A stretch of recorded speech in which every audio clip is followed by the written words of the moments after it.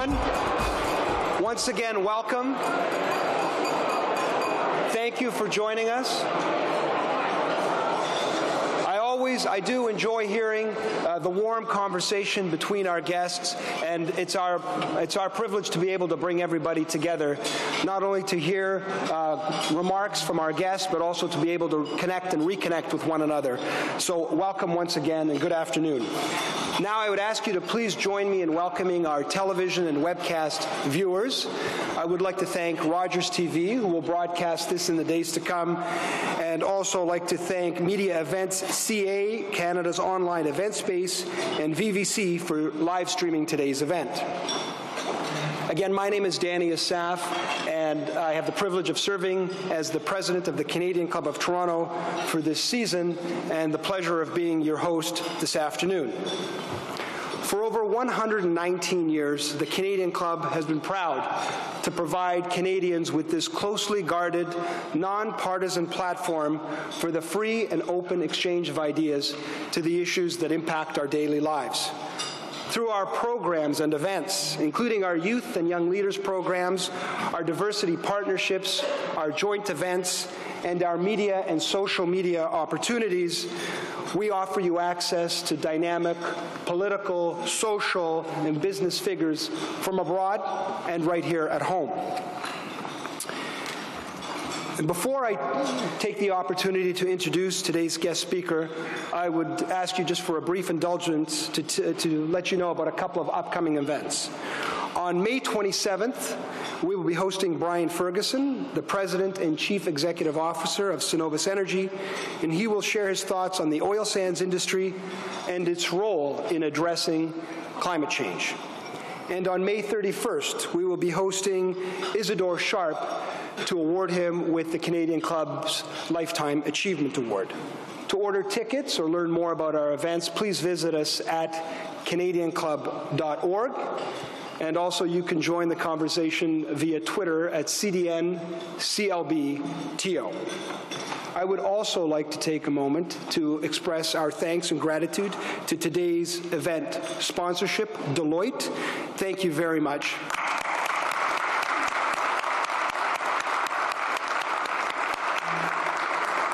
Again, as a not-for-profit organization, we're grateful to our sponsors who allow us to be able to put on these events for you like today. Today's topic and today's speaker are things and people we want to hear from.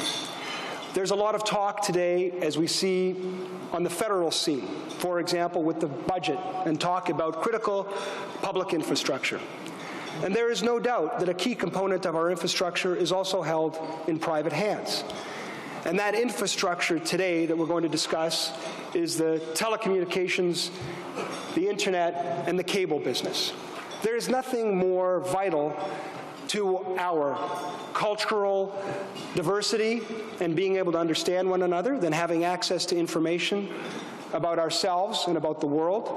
And also, there's nothing more vital to our productivity today and the future than our communications industry and how we continue to be a productive, robust, and strong global economy. When we look at Cogeco and we look at its history, it started approximately 60 years ago today, and it was founded by Henri Audet when he acquired his first license from the CRTC. And since then, it has marked important milestones. The first cable company to offer high-speed internet access to its customers, and also, more recently, in expanding to the United States with its Atlantic broadcast acquisition and MediaCast acquisition, I believe, more recently. So a true leader in terms of this established and leading industry in Canada going abroad, both in North America and in Europe. And today, it now counts among 4,600 employees here and around the world, and recently surpassed a milestone of revenues of over $2 billion. A great success story. And leading this vision for Cogeco is Louis Audet, the company's president and chief executive officer since 1993. During his 35-year career, He has led the drive to establish it as a leader in the telecommunications sector. He has a Harvard MBA and has overseen the strategic acquisitions across the telecommunications industry for Cogeco, including those recent expansions into the United States, which started in 2012. And this year, it has unveiled a unifying brand as it sets its sights for further growth. While Mr. Audet has spent time focusing on building this telecommunications leader, he has not shirked from his duties to the community and remained a leader in the community. He was a member of the Fondation du Centre d'Hospitalier de la Université de Montréal Capital Campaign Cabinet. He also served as president of the Old Brewery Mission Foundation's fundraising campaign. He is a recipient of the Order of Canada, and he has served on a long list of distinguished boards, which include the Canadian Cable and Telecommunications Association, Clerica, l'Orchestre Symphonique de Montréal, the Collège Jean de Brebeuf, the Canadian Association of Broadcasters, and the Council on Canadian Unity. It is now my distinct pleasure to welcome our guest of honor, Mr. Louis Audet, President and CEO of Cogeco, Inc.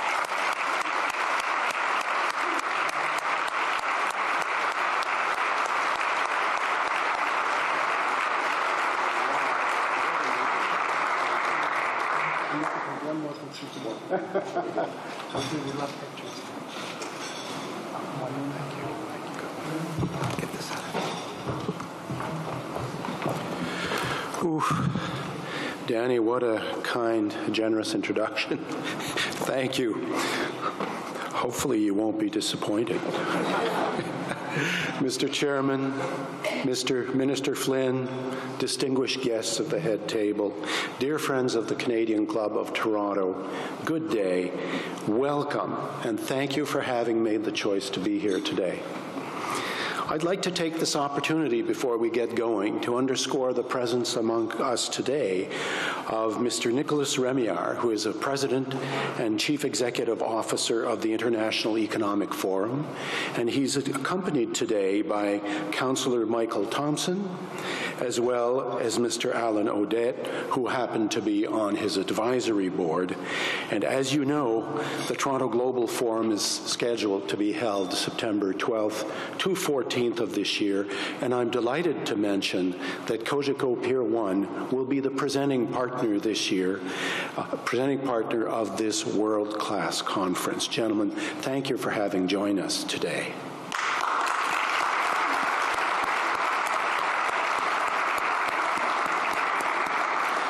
It's an immense pleasure to be here with you to talk about the long-term vision of Cogeco and share a few thoughts about a number of issues of domestic and international policy that are of importance for Canada.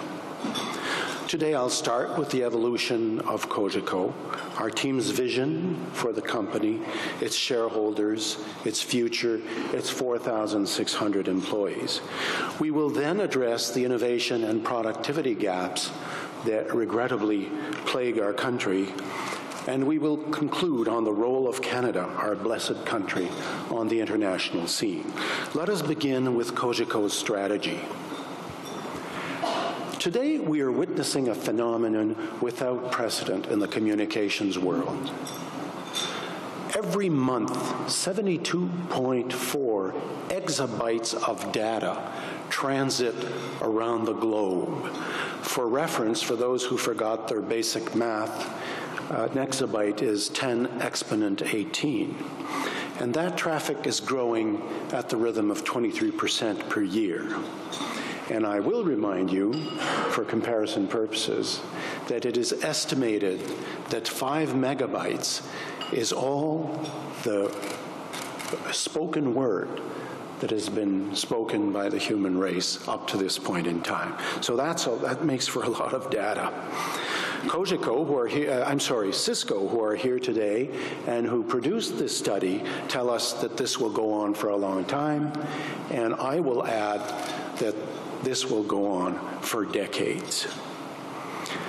As households consume more online entertainment, as they store their personal data on the cloud, as companies perfect increasingly complex algorithms to predict demand for what their customers will buy, or fine-tune their supply chain and their delivery chain, the amount of data will explode even further, and it's going to compound inexorably. This is powerful testimony to the interconnectedness of our world.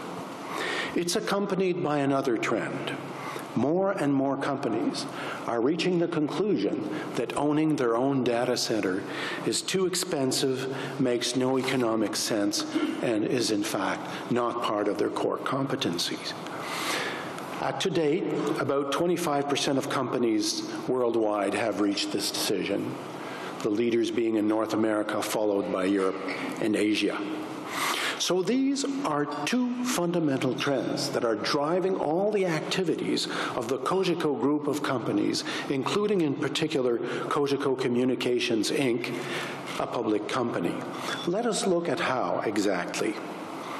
Cogeco Communications broadband subsidiaries, Cogeco Connection and Atlantic Broadband, transfer data primarily from our residential customers and our small business customers. Cogeco Peer 1, our information, communications, and technology subsidiary, transfers and stores data for our large business customers.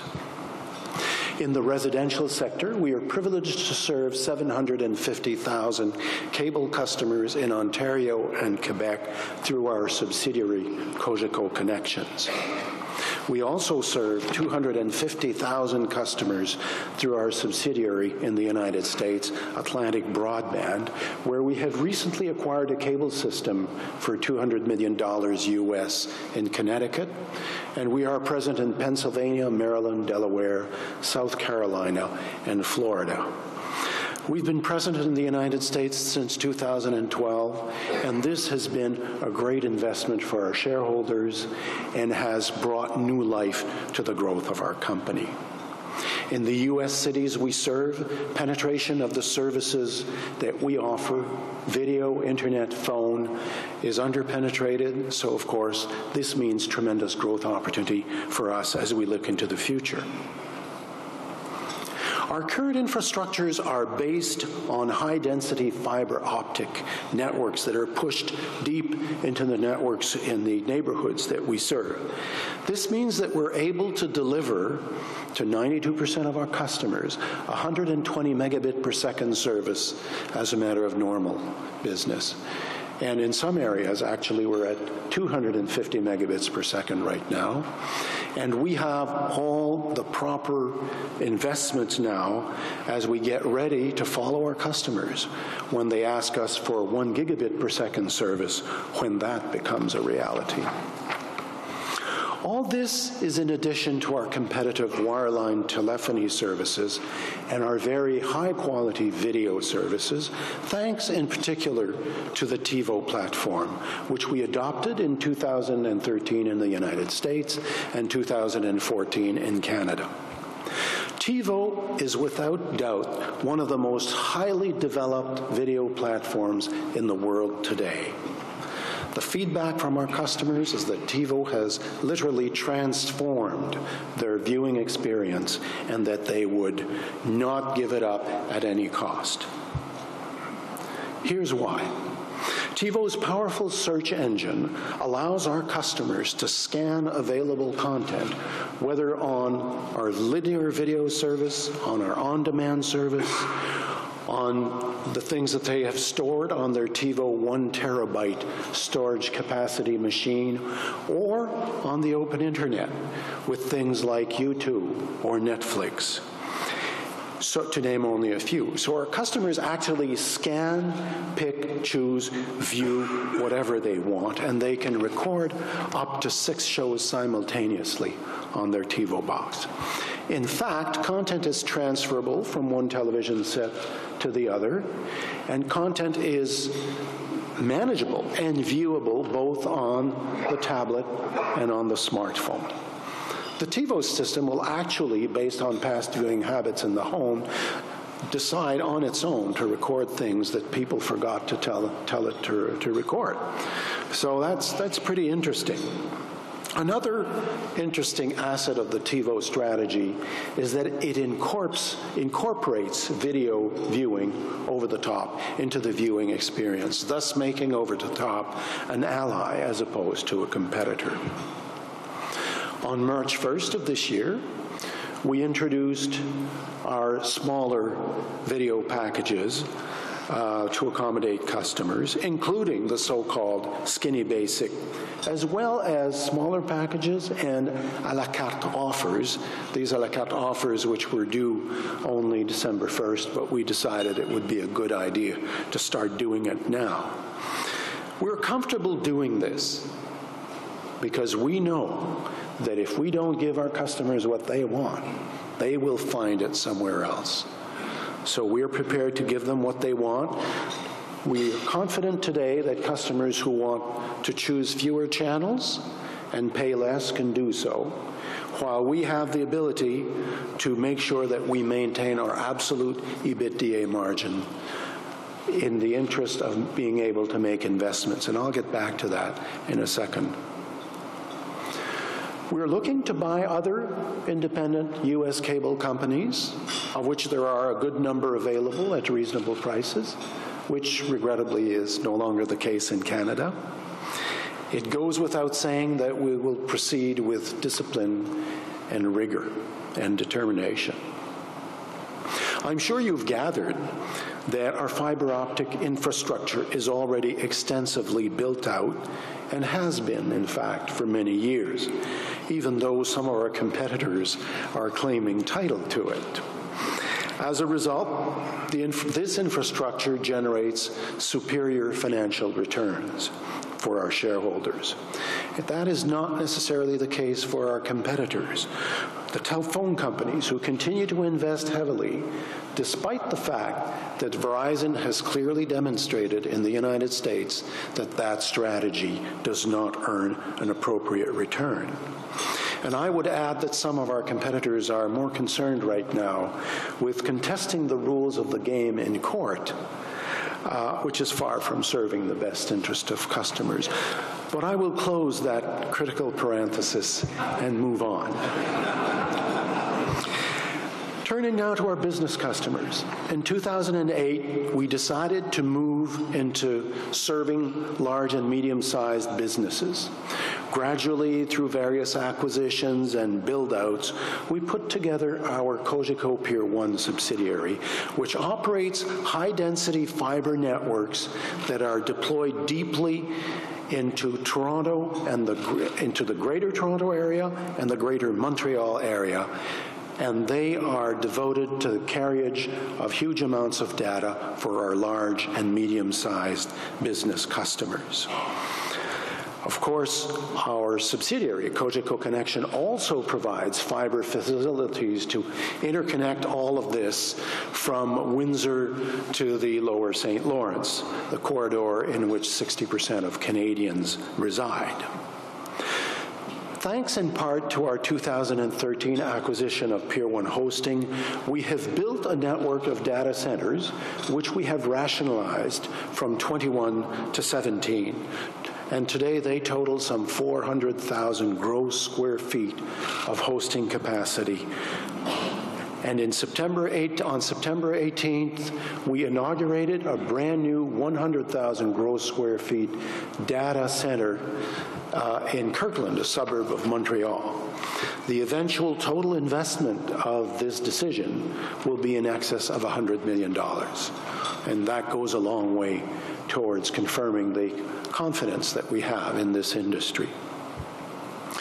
Our 17 data centers are located in Canada, the United States, the United Kingdom, and through them, we actually give other companies access to the Northern European market, the North American market, Central American and South American markets, including through 50 points of presence, one of which we just opened in Mexico City about a month ago. We host major corporations who come to us and entrust us with hosting and preserving their data in highly secure environments. Other companies come to us to store their business applications and put their e-business applications on our infrastructure, taking advantage of the full network of data centers as opposed to picking one dedicated location. So we host customers from all over the world that come from Europe, China, India, Russia, Asia, all over the world.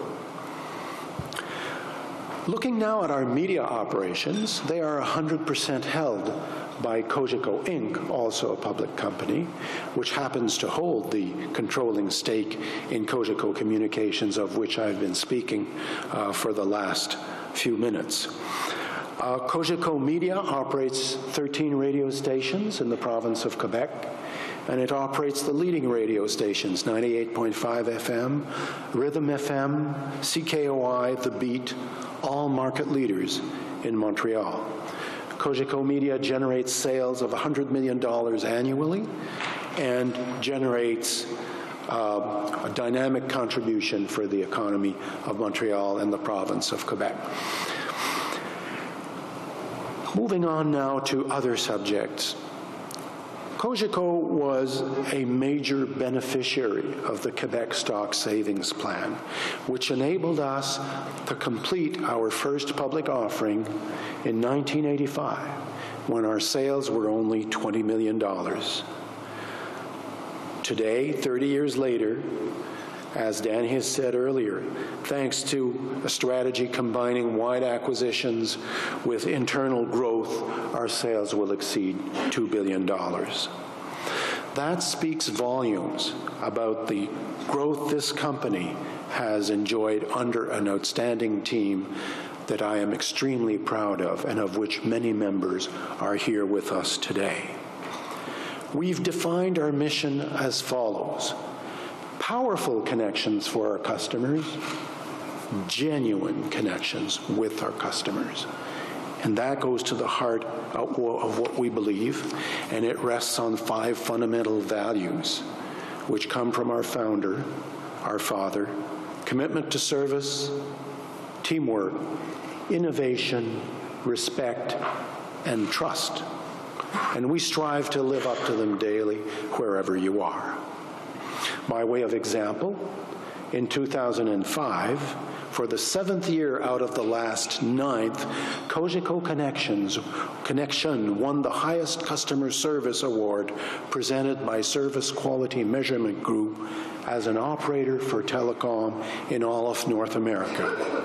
So when we talk about customer service, we're actually serious about it.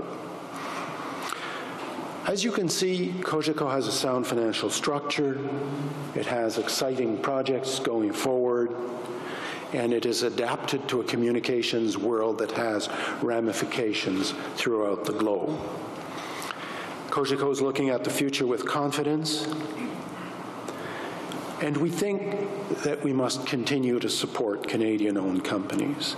And I strongly urge the various levels of government to take the appropriate measures to achieve that objective. I will talk more about these issues a little later in this presentation, which brings us to the topic of what we could do to help Canada become more competitive, what our country stands for, the role that is ours to play in the world, and how to thrive in a world of unlimited interconnections and exchanges. A lot has been written about the low growth levels currently prevailing in developed economies. Some of this, of course, is unavoidably linked to the transfer of wealth to developing countries, whether they're in Asia, India, China, South America, and eventually Africa, who aspire to the same standards of living that we've been enjoying for numerous decades. And that, of course, is perfectly normal and in the order of universal social justice. There's another component, however, that is ours to address, that we have means to improve. What I'm talking about here is the great Canadian research and development, which I will call innovation for the sake of discussion as we move forward, research and development and productivity deficits. On this subject as well, a lot has been written, which all of us have seen. And there's also an investment deficit, which has been deplored by many think tanks and politicians. I hasten to add that I don't claim to be a specialist on the subject of research and development. Although our companies do make ample use of innovations that we create, innovations that others create by virtue of the nature of our operations. However, I can tell you a lot about capital investment. That we know a lot about because we make a lot. This year, the Cogeco group of companies will invest $460 million, or 60% of our operating cash flow. 30% will go to debt repayment, and 10% will go to dividend payments. The testimonial I'd like to share with you today centers on our innovation and productivity deficit, a direct result of underinvestment. This subject has been thoroughly developed in the course of the last few years, including by the Conference Board of Canada in its report of September 2015, as well as in the March 2006, March 2010, March 2000 and April 2011 reports by the Institute for Research and Public Policy. Every federal minister of industry that I have witnessed in my active career has been obsessed with this subject, one way or another. Yet, we are not satisfied with the outcome, or should I say, lack thereof. Innovation, as we all know, is hard work, even more so when you strive to translate your efforts into obtaining patents which give you a competitive edge over your competitors and allow you to bring in foreign exchange from countries who use these innovations. Increased productivity is also resource intensive. Let us say capital intensive. It's hard work, and it requires focus and determination. Common to both of them is the need for capital, for investment. So there is the need for owners of capital to be willing and eager to support new ideas and, above all, take risks in the pursuit of returns. And with all due respect, I do ask you the question, are Canadian financial markets really up to it? To attempt to answer this vital question, I would like to summon two examples. The first one refers to the period extending about from 2000 to 2006. And I'm referring to what was then the income trust frenzy. I remember this period vividly for a number of reasons. I remember that investment professionals loved this form of organization, where capital expenditures were encouraged to be as low as possible, and so-called tax-free distributions as high as possible. The stock market rewarded companies that had chosen this form of organization through higher trading multiples. Operators were, in fact, encouraged not to invest in new ventures in order to return more cash to investors, the logic being that investors would diversify their portfolio as needed.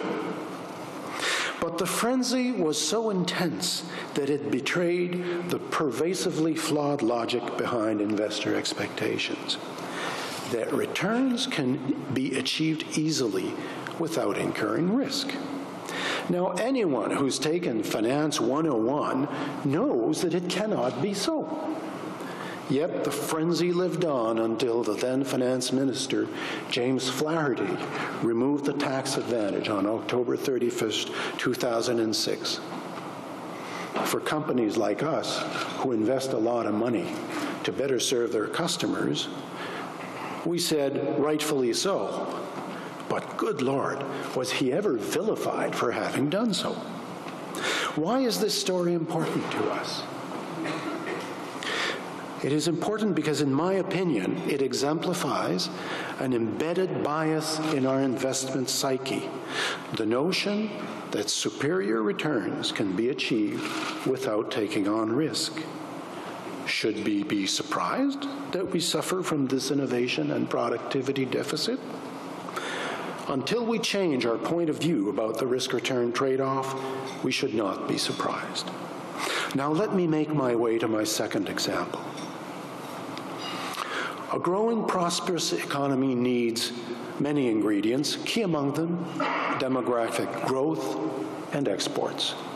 Many economists have clearly demonstrated the positive correlation between economic growth and demographic growth, and they're usually positively correlated.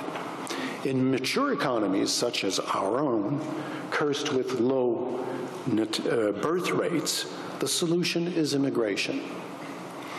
Now, Canada and Australia have been leaders in welcoming immigrants.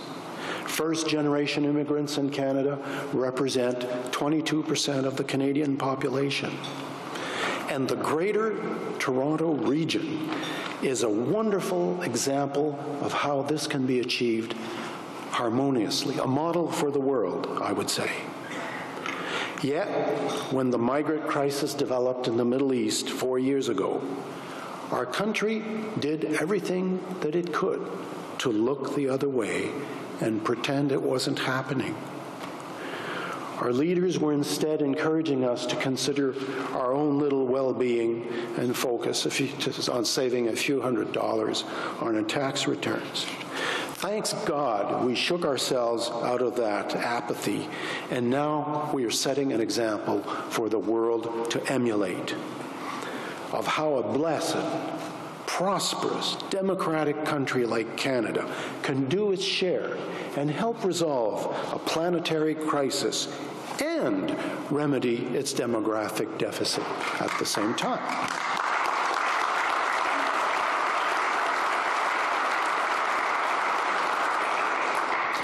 This is not without its challenges, I know, but it's the right thing to do.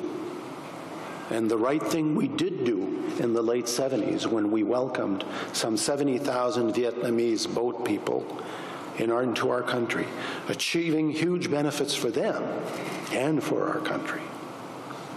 And then there's the question of exports, whether of goods or services, and the rest of my text speaks to them more or less indifferently. Exports are what creates prosperity for a country. This is what we want more of as a rule. Yet, there's a lot of talk about the shrinking manufacturing infrastructure in Canada, which takes us, finally, to my second example. Here again, I will readily declare I'm not an expert on manufacturing, but we can all take notice of the Mittelstand model that is being used very successfully in Germany today and has made that country prosperous. I'm talking about the thousands, many thousands of privately owned family-controlled companies that thrive, innovate, invest, prosper, and export. The secret behind this? A culture of ownership and tax exemptions when a business is passed on to future generations. Now, I know this last comment sounds terribly self-serving, but this is the way the German model works. The current Canadian fiscal regime actually encourages owners to sell their companies before they decease. Let me explain. Governments tax the presumed capital gains on the shares of family-controlled enterprises passed on to the children of the deceased founder at the level of close to 27%. Many times, the descendants are forced to sell to pay the tax, or forced to sell part of the controlling stake. I will tell you today that this is not conducive to the strengthening of our industrial fabric and eventually causes Canada to lose head offices. The fiscal regime in this country must be changed. Now, I know that this point of view does not enjoy unanimous support. Yet family ownership does bring persistency and long-term vision and investment, and it helps build prosperity for a country.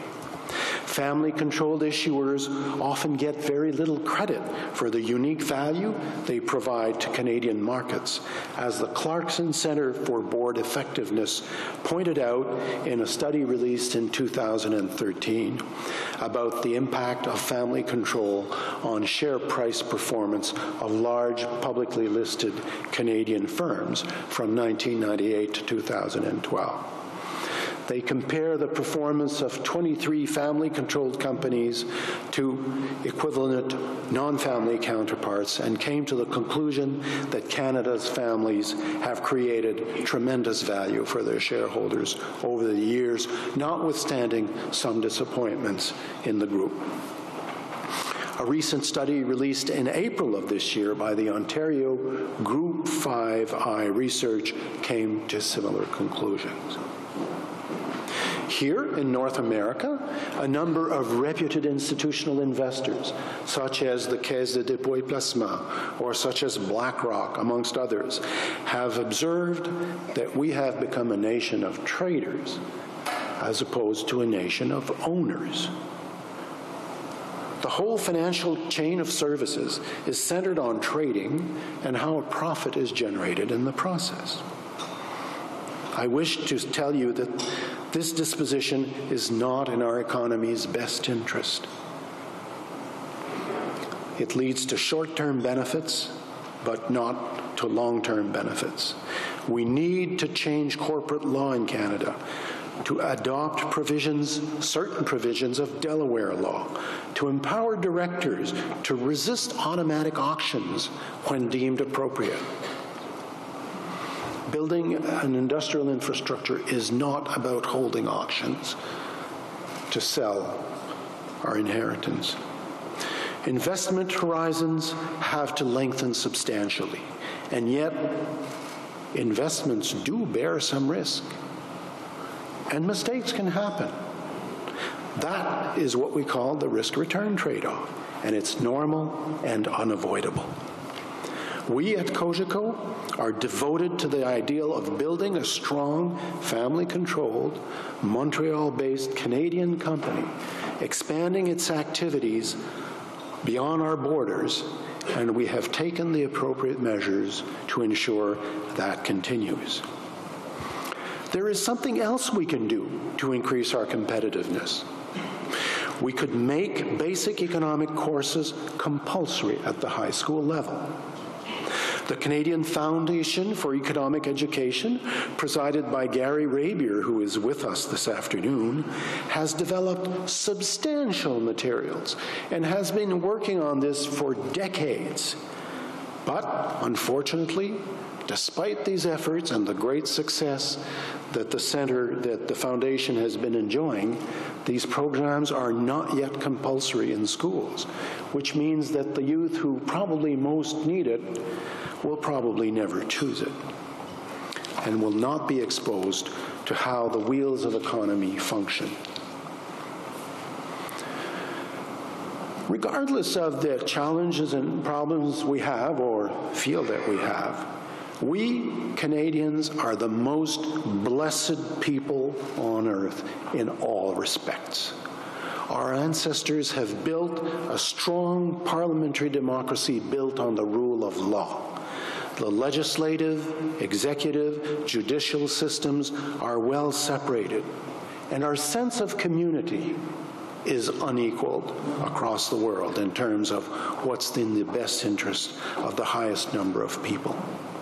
This brings to us a number of responsibilities in world affairs to do our share and help make the world better, more just, more livable.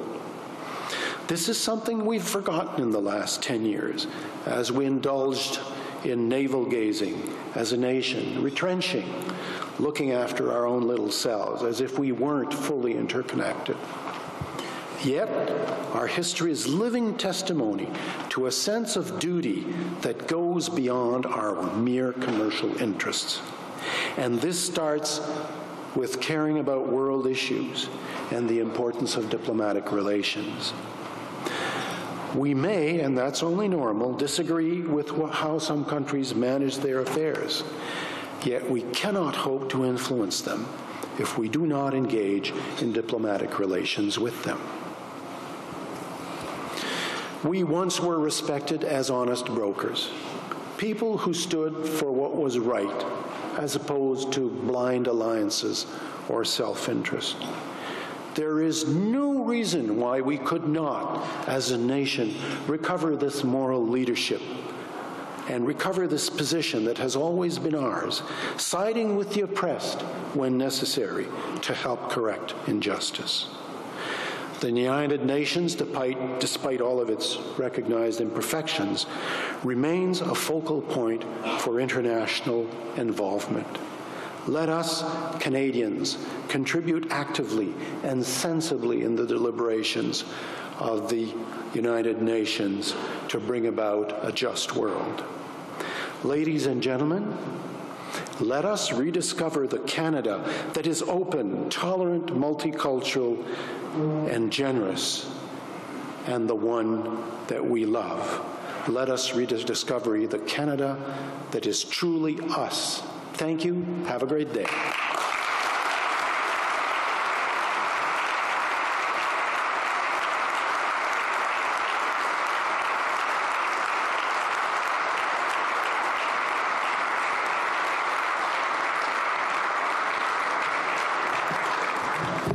Great. Thank you very much, Mr. Audet, for that journey to take us through what you're doing, what you have established, and to tying it into the future, which not only gives us a sense of your company, where it's going, but also provides a roadmap and a reference point for the rest of us in our day-to-day business as well. Thank you very much for that. We do have a few moments, and Mr. Audet has generously made some time and would welcome some questions if we have any from the audience. Our staff and our volunteers have mics if someone has a question, and we will get a mic to you quickly. Anybody? Right here. Alan. Sure. You can take my one. There you go. Here. Louis, it's great to see you here in Toronto today, and I'm inspired by the comments you've made. In our lifetime, there's not too many big companies going to come to Canada. We're going to have to grow them. What can the business community do more of, better or differently, to lead this charge? Government really cannot do much more. What can business leaders like you do more of, and how can we inspire them to do that? Well, now you're dragging me out of my zone of comfort, so I'm not sure I have the answer, but my experience has been in the past that we do a lot as businesses to try to preserve our turf. But of course, if you want to attract other companies, you have to open up. And I'm not sure the regulatory regime is conducive to opening up. And probably our own self-interest doesn't make that easy. Now, this is a general statement. I am not a specialist on the subject. What I've shared with you today are my thoughts. I haven't really thought of that question, but that would be my initial reaction. I have a question in terms of your comments about, again, back to leadership in this industry and what your business means to this country, and also how we can use our platforms to advance this broader agenda, social as well as economic. And I know you had made some comments on Netflix, which were a little bit out of sync with maybe some other voices and leaders in the industry. And you had an interesting perspective on how access to information and to innovation should be paramount to particular economic or business interests. Can you tell us what I'm not sure I've got it, but I'll try. Okay. So the issue was around Netflix. A number of players in Canada were making the observation that it should not be allowed to operate in Canada because it did not pay contributions to our Canadian programming funds, for example, the Canadian Media Fund. And that, of course, is a preoccupation that we all share. So I was in agreement with the concern, but I was not in agreement with the solution, because you see, what happens is that things deteriorate over time. Currently, we have in the Quebec legislature something that will limit online gaming if people are not registered with Lotto Quebec. And that, of course, is destined to bring more revenue to Lotto Quebec and balance the province's budget. But this is the problem with intervention. So you stop Netflix, maybe you stop the gaming companies, right? Is that socially acceptable? Who knows? But then what's the next thing you're going to stop? And then the next, and then the next. Where do you set the limits? We've set the limits as a society, not just Canadian, but as an industrial world has set the limits around serious criminal offenses. That's where the limits have been set. If you try to encroach on them, other problems will happen. And you might find yourself in some countries where, in fact, you can't really say what you think. And that's the reason. And we know where that leads. So that's always, when there's innovation and change, coming back to principle is always a good strategy. Thank you very much, Mr. Audet. A real pleasure. Thank you. Thank you.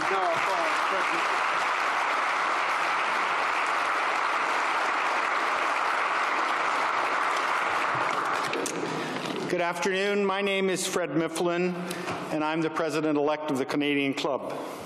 Monsieur Audet, I want to thank you for sharing your insights with us today. Through your leadership, Cogeco has diversified to become a major player in the telecommunications market. You have always set your vision on growing strategically in markets where you can compete to win. It's also clear that you are a man of conviction and don't hesitate to express your views on economic and social issues that are thought-provoking. We appreciate the way you're using your leadership experience to demonstrate how business growth, innovation, risk, and corporate social responsibility can coexist to address societal needs. Thank you again. Please accept our best wishes for Cogeco's continued success.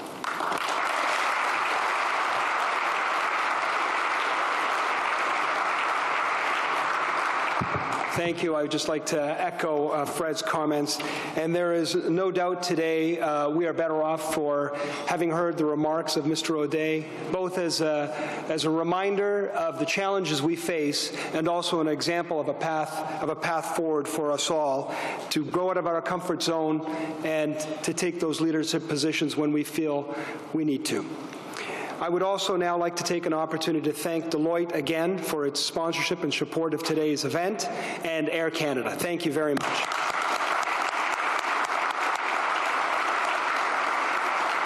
And on that note, I wish you a very, very warm and great afternoon. Thank you very much for joining us. This meeting is now adjourned. Good afternoon.